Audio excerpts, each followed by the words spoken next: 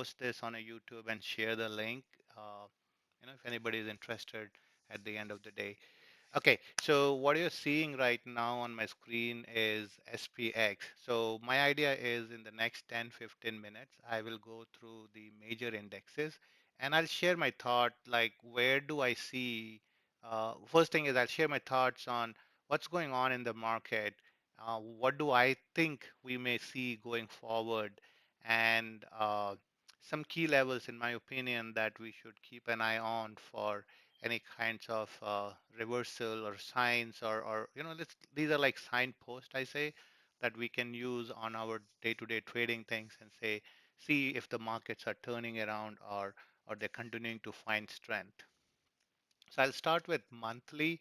um, as you can see, um, the SPX monthly has been super bullish, right? They have been like straight up in the last 1+ years, and there has been barely, like some consolidation was done here, and one red month here, which was, I think this is January, probably was the red month.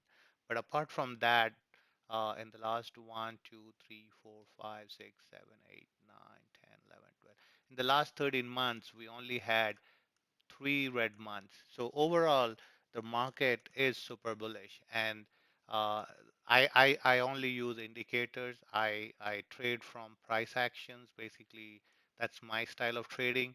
But as we can see, most of the all the moving averages they are stacked on top of each other, where the lowest one is the 200-month moving average. So overall, the market is looking bullish. On last Friday, we pretty much closed at the high of the week, pretty close to the high of the week. We still have around 2 more weeks for the month to go. Now, I do not know, and we'll take a look to see if this is going to go even bigger or we're going to lose some part of the gains that we have had in the first 2 weeks and see how it closes. Um, so let so next thing is let's take a look at the weeklies. How does the weeklies look like? So I'm on the five. This is weeklies, and we we are on. Like we if you look at the weeklies, we had continuous 1, 2, 3, 4 up weeks, right? Like so this shows the strength that we have in the market. There is there is no retesting of the previous lows of any of the week. And once we go on to the dailies, we'll see some similar patterns where the market keeps making higher lows and higher lows, and it keeps going up. But you see here, right? Like we have had similar patterns where the market kept on going up even after having an extended run. The market kept going up higher and higher week over week, and and then we definitely will have some signs when we will see there is some reversal. But for now, the the market is showing strength um, on the weeklies too. Now, let's go on to the daily, and this is the more we start going into the smaller time frame, that's when it starts becoming a little scarier. So, um, when I start looking at the market, especially SPY on a daily chart, um, now it starts to bother me a bit. It starts to make me a little worrying, saying that, hey, um, this is my shoot. This is my 20 SMA, and um, seems like we are a bit stretched away because the gap between the current closing price and the 20 simple SMA is this is approximately around 150 points on SPX, which in my opinion is a little bit higher. It's more. Usually 50 to 70 points are a decent extension, but anything above that, in my opinion, and don't quote me for the absolute numbers. They are just my way of looking. Usually, you see when the markets are trading near the 20, they give more confidence, they give you more confidence, and people keep adding them at the 20s. But when you see gaps like this, it starts giving you signs that we are getting to a point where we should see sideways action or some pullback, right? Now, this is my opinion that we should, but there is currently no sign in the market that says that the market is ready for a pullback. And bear with me when I go on to the next indexes, when I go look at the next the other indexes, you'll see why and why this is there, right? So before I complete I'm done with SPX, I want to point out a couple of things. Ever since we broke out to new all-time high in the mid of March, watch the low of every day. Watch the low. There was this 2 day consolidation. We broke out. And ever since then, there was this was the last Thursday, I believe. And pay attention to this. So the next few minutes, what I'm going to talk to you mostly on SPX is pay attention to this, okay? And you'll get some ideas here. So on dailies, you can see that um, first thing is there are barely any red candles. You know, in this humongous 3 weeks of run, there is this one red, there is this another one, and there's this third one. So that should give you an idea that people are buying into it. They are not selling, right? Second thing is watch the low of each day. Watch the low of each day. They have not been tested. There has not been even a single day when the market went and tested and went below it. Now, there was an attempt made this week wherein the market tried to go and test the low of the day, of the previous day, and I'm going to zoom this and see where did it come and stop. It just stopped at uh, it just stopped at the low of yesterday, just barely breached in it, right? So what this tells me is that um, here's the thing. So fund managers, they don't care about yesterday's low or last week's low. When they want to sell, they sell because they have a lot of inventory to sell. They sell. They will sell like this. You're going to see bars like this when they sell, right? The the guys who stop and who care about yesterday's low, yesterday's POC, volume point of control, or your normal, other reference points, they are all intraday traders. So, um, so that gives you an idea that currently in this market, in my opinion, it is the momentum traders who are pushing these markets up. The big money players, the fund managers, they probably got all of their juice in here and they're just sitting on the sidelines. They may be offloading a bit, but they're definitely not selling. These 2 days, these 3 days, they don't give any indication on selling. To support my thesis, let's go into a little bit more smaller time frame. Okay, um, let's think about this. This day, which was not the one that went. This is the Friday before this Friday, and I think it's where is the date part of it? It's on 4/9. If you guys remember, in the last hour there was a 20, 25, 30 points run in the SPX, SPY. I mean, not even hour. It was mostly in the half hour. All of a sudden, market just uh, seemed as if some floodgate opened and everybody was buying. So this whole price action here, we didn't spend a lot of time in this price range. Okay. We didn't spend a lot of time. We only spent the last 15, 20 minutes of the Friday. Next trading session, what happened is we didn't even explore the bottom range of it. We only explored the middle of the price range. The whole day the market spent and what it's telling is people are accepting prices at these levels. They are okay in paying these prices and saying that, you know what, I like where the market is. I'm fine paying it. And the next day you saw the market take off. And and this week when on Wednesday when there was a sell off, we only came back to the same level. We didn't even come back. So in my opinion, this is your key level going forward.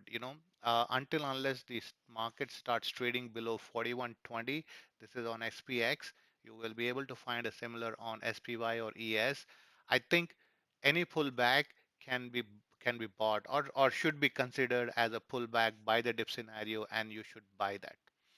Because to me, this is a reference point that the market and the traders have left for me in the past, saying that this gap here, this trading range here, people are buying the support here. So if we get it down here, I'll be looking to buy at these areas, right? Not only that, um, after this sell-off, we had a complete U-turn reversal. All these guys who went short on Wednesday, uh, because of whatever the selling pressure was, they were completely wrong, and they got crushed on Thursday and Friday, and as a result, you saw the market going up higher. Now, we need I do pay essence to how the market is moving. If you notice, the market is not having these big runs anymore. Like you don't see runs like this. What you're seeing is a slow grind up, slow grind up. So going forward, I expect the same kind of a grind. You should see market doing nothing for the entire day, and the whole day range will may just be within 15, 20 points, because now SPX is 4,000 points, and uh, below half a percent itself is 20, 25.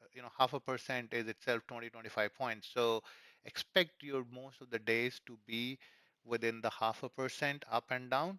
And in my opinion, that's how you should plan your trading, saying that you shouldn't be expecting a big jump in SPY specifically. The range will be more shorter and shorter as we keep going forward. One of the reasons why the range is going to be shorter is the drop in the VIX. The VIX continues to drop, so the lower the VIX keeps going, the lower the volatility in the market would be, which means that market will sit at one prices. You would not see wild swings. You will see once in a while, but you won't see 30 points, 40 points, 50-point days until unless there is a rise in the VIX. Okay, so that's on SPX. Let's move on to NDX, and this is where, in my opinion, things becomes interesting. Now, I love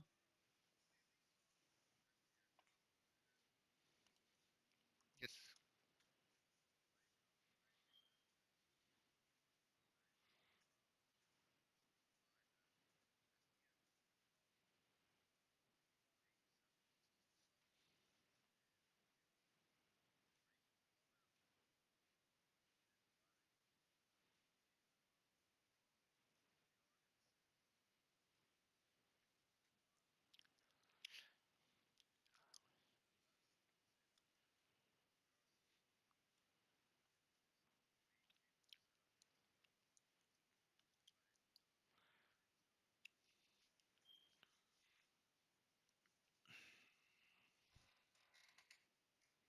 yeah,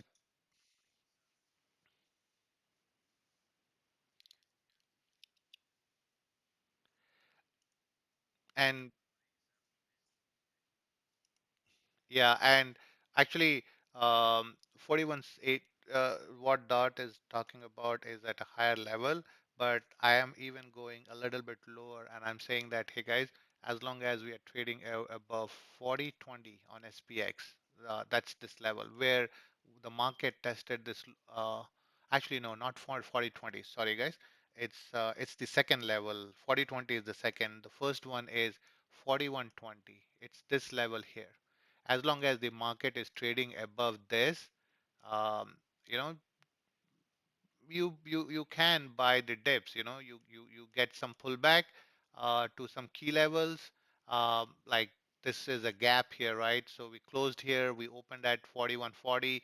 We never ever try to come and retest the gap, and so usually gap lows are support areas. So if there is a pullback, you see up till 41.40, try out, buy a couple of SPY contract and see if you can make money. But if you buy at 41.40, if you're wrong, 40, if the moment SPY starts closing below 41.40, you're wrong, and the next level is 41.20. So with a small stop loss, mental stop loss, you can go ahead and trade it, in my opinion. And somebody had a question, go ahead.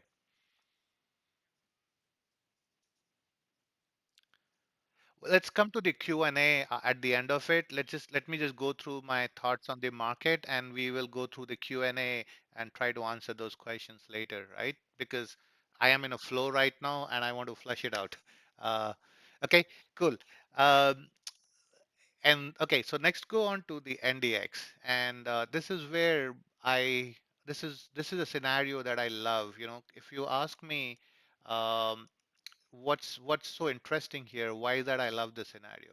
So let me go to this chart here. Okay, now focus on the bottom section of my charts here, and I'll draw it out. Okay, these are nothing but the dailies of three major indexes that I take a look at.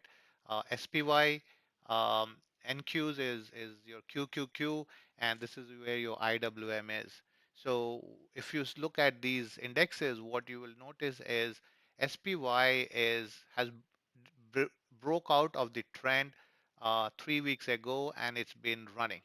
Okay, but Qs are breaking now out of the trend, and they are trying to stay above the previous breakout point and stay running. Now keep in mind, a good portion of stocks that are part of QQQ are also part of ES or SPY, and if the Qs have the strength, will pull the SPYs too, right? So um, if, right, this is all speculation. We are all trying to guess where the market is going to go next. So um, as long as we stay above these levels, right, 13,800 on NDX, um, we have a potential run here. Now, obviously, like SPY or SPX, Nasdaq is also a bit overstretched, in sense that there is a lot more gap between the 20 and the current closing price. Uh, but but it should be a concerning. So yes, you should keep this in your mind. It's not that you should not be taking this as an indication and start shorting the market. There are no indications right now, because every daily low is higher than previous low, except for this one bar. But if you see the market, um, if you remember if you watched my previous week videos, I was mentioning that, hey, the market is going to come all the way till here. It's going to consolidate, and this is where we will know whether are we going to break out, or we're going to burst down and come back and retest before we do a breakout. Now, just 3 days of consolidation after this huge run, what it tells me is that there are no sellers. Everybody is buying into it. Basically, this run is a big run, in my opinion, right? After the breakdown of this downtrend line, almost all for 1.5, 2 months, Nasdaq was not doing anything, and all of a sudden we saw 1.5 week of run. Uh, Almost all, I think this is almost all 10% run from here to here, and all we see is a 3 days consolidation with market closing green. It's it should give you an indication that there are buyers sitting here. There is nobody selling into it, right? So that's how I am looking at this market, and I see that we may continue to go higher as we are stepping into earning seasons.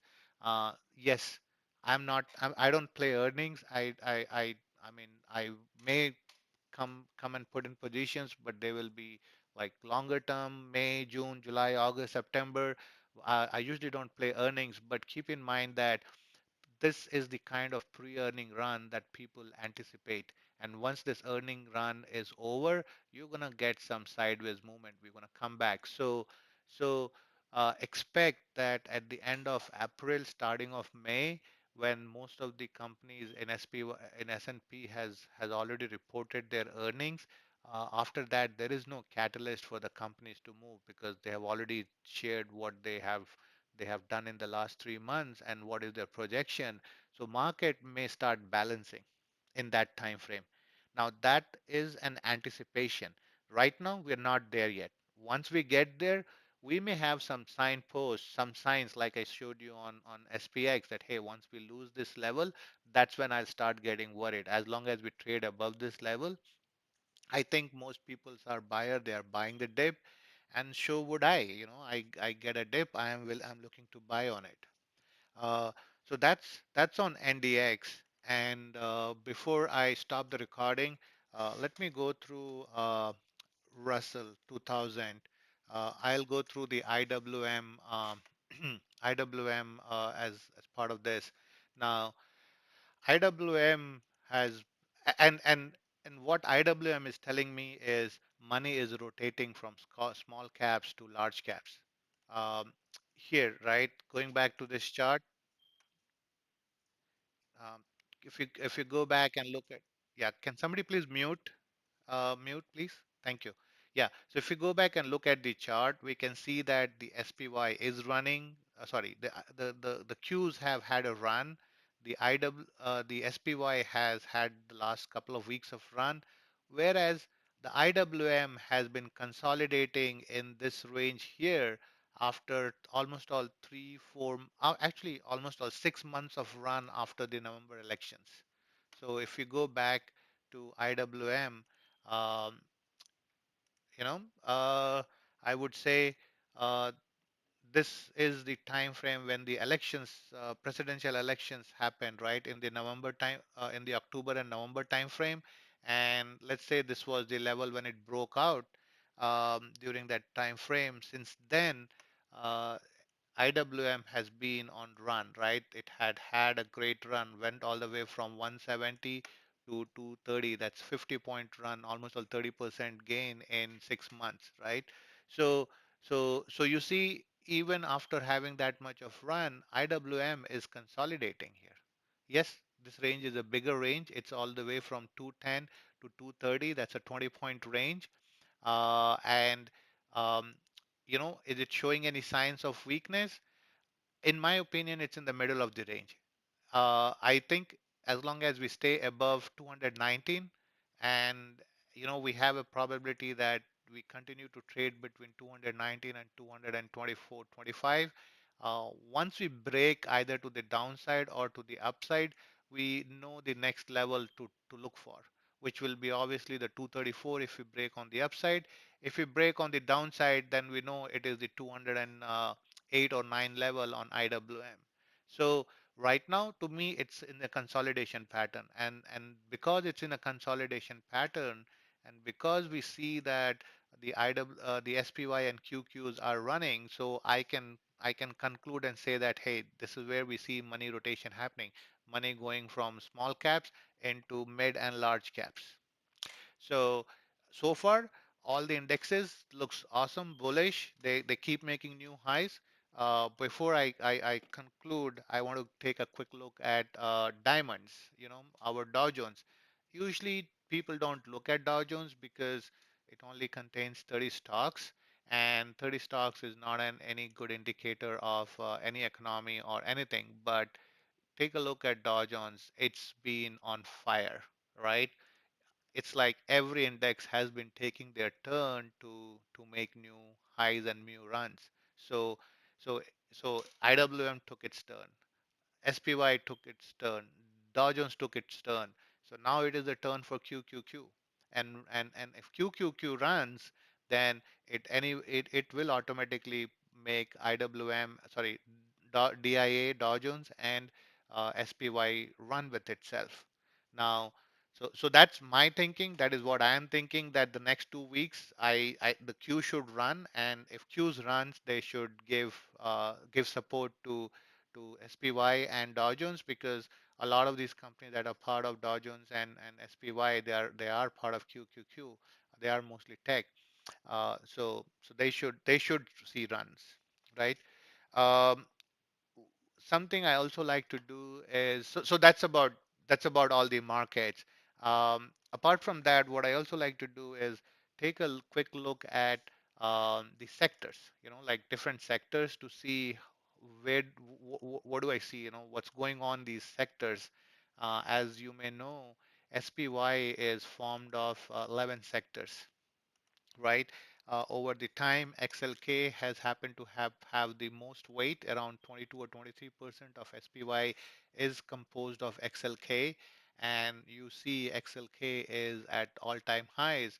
And again, similar to SPY, there is no sign of losing any previous day.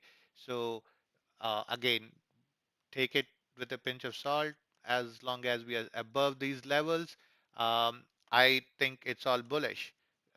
Even if we have to consolidate, we come back, consolidate here, that's even more bullish, right?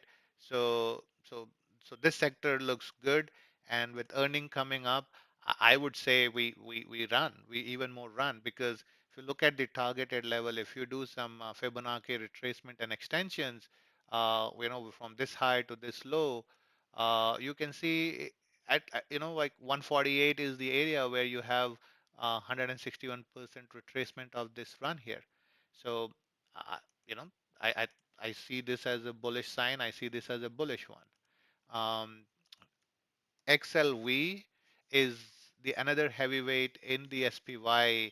I think this sector also contains some 17-80%. I may not be correct on the numbers exactly, but last week I was watching on XLV to break above these consolidation area that it spent several, at least a week or more, and now you can see it's breaking out. So again, is XLV going to stop anytime soon? I I mean, as long as it stays above $119 on $119, it can go all the way to 124, 125. So if XLV runs, if XLK runs, they're gonna make SPY run too, right? Let's take a look at XLF financials, one of the best sector for the year, right? If you were in financials for the January, February, March timeframe, you made money, because this has been one sector that has been lagger for last several years. You take the months while every other sector has made new highs, but financials were have been the lagger after the 2008 2009 bear market. They have been the one that have been lagger, and now they are breaking out. This is a multi-year runs. Trust me, guys. If you don't have financials in your long-term portfolio, you don't have financials, it's not too late to start adding them. If your horizon, if your view is for next 5 years, yes. If your view is only for the next month, 2 months, 6 month, year, then you need to find a better entries. But if your view is for the next 5 years, I think financials have the wing, they have the leg to go. As long as they stay above $31, I see this as bullish. And if you look in the last few days, after this breakout, we had a pullback, we had some consolidation, and now it's again breaking up to new highs. And obviously the next level is $36 if with just simple Fibonacci retracements levels. A couple of banks that they have reported in the last week, I think they all did great. I mean, if you take a look at Goldman Sachs, that was one of the bank that reported, right? Um, you know, like it's it's on the verge of it's making new highs. 356. Um, it's gonna test next week, right? JP Morgan Chase. This one has been a outlier. Morgan Stanley. This one, which Wells Fargo. Sorry, the Wells Fargo, right? So overall, right? I mean, I think because of the Arcus liquidation, some of these banks lost a big money, and that's probably reflecting on their quarterly. But other than that, I think financials have legs, and some of the strong bank, Goldman Sachs, WFC, might be the individual companies to add into. Apart from XLF, the other sectors are XLC. It is the communication sector that consists of our Netflix, Google, Facebook, Verizon, T-Mobile. These are the companies that are part of this communication sector, and it definitely had a good run, and I would say it's actually consolidating here. Um, we have earnings coming up next week. Netflix is earnings are going to come up, right? So this is again a flag pattern for me, right? Keep an eye on the breakout of $77, and we have another run here. So uh, XLC. Let's take a look at some of these non-tech sectors. For example, XLP. This is staples, right? Your Costco's, your Walmart's, your where. I mean, I think, correct me, guys, if I'm wrong here. I usually have on my another account. I usually have the companies also as the top 10 holdings of these as part of this, so it's easier for me to. But I think XLP is your Procter and Gamble's, your daily consumable things are part of it, right? What do you see here? Last week it just broke out from a previous consolidation, and I see that it will continue to run going into the next week. So if you are looking for a play for next week, this is a sector you should go find something that is having a similar pattern or on the verge of breakout in the XLP sector. Your XLI, the XLI is your BAs, Caterpillars, um, uh, DE. These are some of the names that I remember which are part of XLIs. And I think XLI is taking a pause after having this humongous run from $82 to $101. I think it might pause a little bit. So not a bad idea if it consolidates, makes a flag like every other sector, and give you another run for breakout. But um, I mean, in my opinion, I don't see anything bearish yet here. As long as it's staying above 100, it's all good. Um, what else? The only sector which I have a little concern about is the energy sector, the XLE. Now, the reason I only have concern about XLE is, yes, it made a high, it has pulled back, and now it is consolidating in the lower part of it. Usually, for a stock to run, you want to see the consolidation happening on the top part of it. Not this, to me, looks like a bear flag. So watch out on this one, right? Breakdown below these levels here can can cause more troubles in the energy sector, and we may see some sell off here too. Before I forget, and I open up the floor for other folks to talk. The last sector is the XLU. This is what you call my trump card for this week. XLU is breaking out of a multi-year consolidation pattern, um, and um, we just had a 2-day breakout.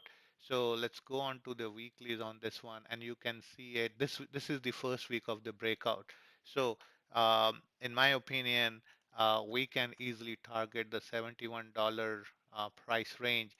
Anybody who is interested can play this as a spread going 2, 3, 4 weeks out, and there may be some resistance at the 68 level, but if you have a decent spread here, we should see $71 within.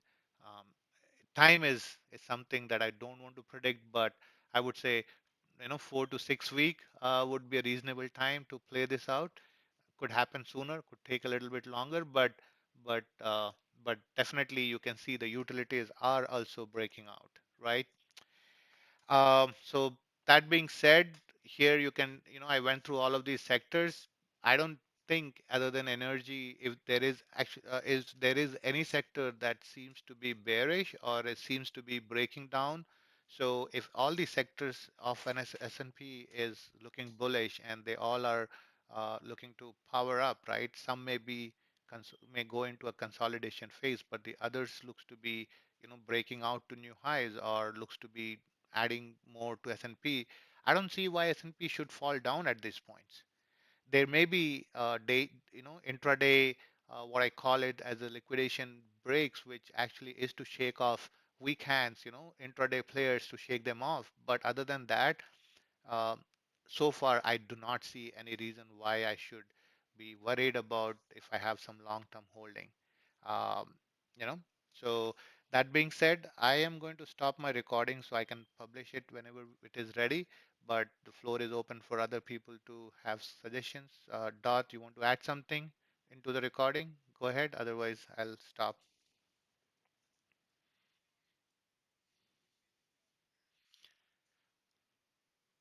Okay, cool. So let me stop.